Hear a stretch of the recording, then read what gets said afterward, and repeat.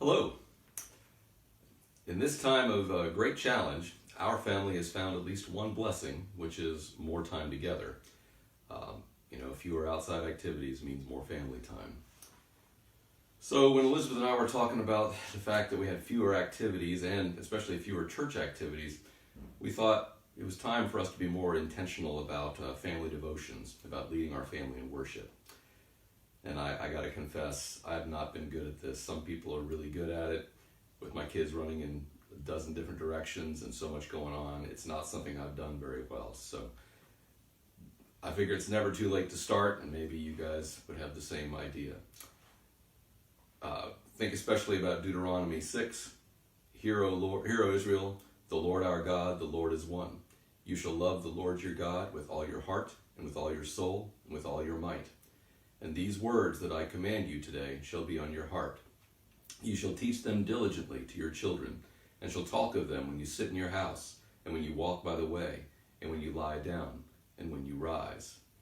So there's a reminder that we can be teaching our children at all times and in every way.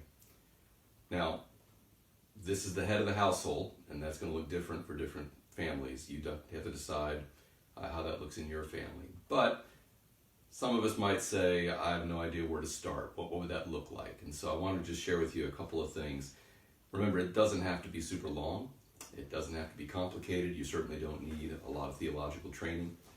But a good devotion might just be made up of three things: Scripture, singing praise, and prayer. So I want to talk about each of those briefly. For Scripture, one question is, well, how much? And that would really depend on your own family. For some families, a few verses might be enough. For other families, maybe a few chapters. You just have to evaluate how it fits in your family's development. You might share Psalms. Our family has decided that we're going to start memorizing some Psalms as a family. So during mealtime, we go through Psalm 46, and we're adding a good verse or two a day. One thing that a devotional that I read talked about was make sure you have a good reader share the Scripture. This is not a time necessarily to go around and have everybody read, although that could work. But think about having one of your better readers share the Scripture.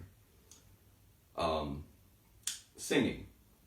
Maybe you don't have as many musicians in your household as I do, but certainly there are lyrics available online. You could play songs from an app and sing along with them. You could sing children's songs, again, depending on the age of your children, but something offering praise to God, making a joyful noise. And I always enjoy that comment about making a joyful noise, even if you can't feel like you can't sing. Finally, prayer.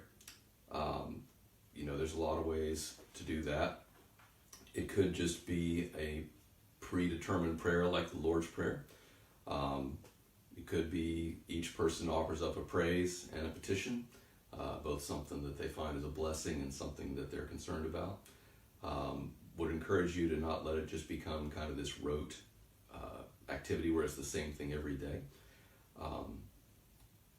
But keep it simple, right? God hears our prayers, and we don't have to make them complicated. We're not out to impress people. We're out to talk to God. So anyway, just hope that this gives you some ideas of how you might use some of this extra time some of us find ourselves with. Hope you have a great day. God bless.